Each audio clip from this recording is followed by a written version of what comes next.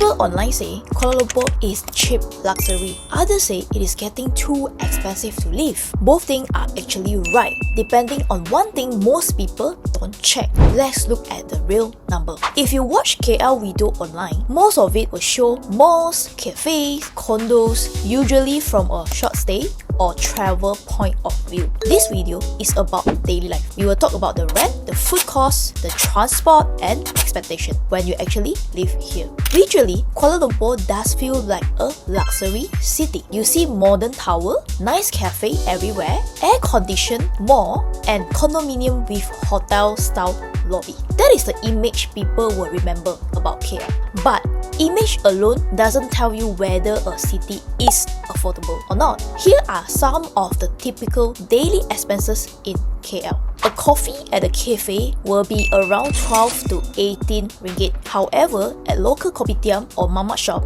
it will be cheaper. It will be around 250 to 350 for a cup of coffee or some of the tea or Milo. For normal mixed rice, or we call zapfan, it will be around 6 to 8 ringgit. A normal meal outside at a cafe, it will be around 15 to 30 ringgit. Lunch normally you come with set meal or a drink. And if once in a while, right, you wanted to dinner at a nicer place, it will be around 60 to 150 ringgit per person. The Grab ride in the city will be about 10 to 25 ringgit depending on the distance and also the timing. These prices are not unusual for a big city because Kuala Lumpur is a capital city for Malaysia. Now, let's talk about housing because this is usually the biggest cost out of all of your expenses for your rental. So a typical one-bedroom apartment in the city area usually rent for about 2,500 to 3,500 per month. Buying a newer condo in central KL, not too far to city center, can range about 800,000 to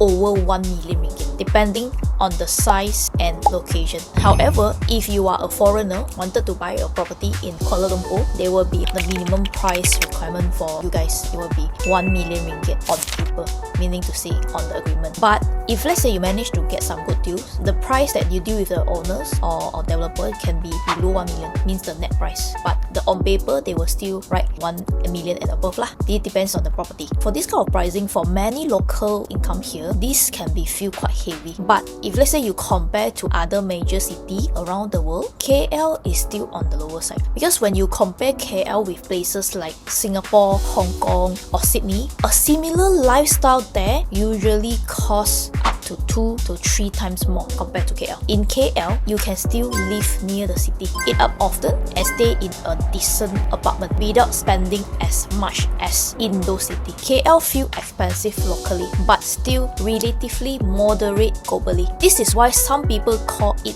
affordable luxury. Whether KL feel affordable really depends on the person. If let's say the person, they come with a foreign income, for example, they earn US dollar or euro or Singapore dollar, they have a higher local salary, more than 5 digits, I'll say you can live quite comfortably and you can often find the city quite manageable. But for people on average local income, the life in the city center can be very tight, and also the budgeting become very important because everything is so expensive. So is Kuala Lumpur considered a luxury city? In terms of appearance and lifestyle option, yes, it is. Is it still considered affordable?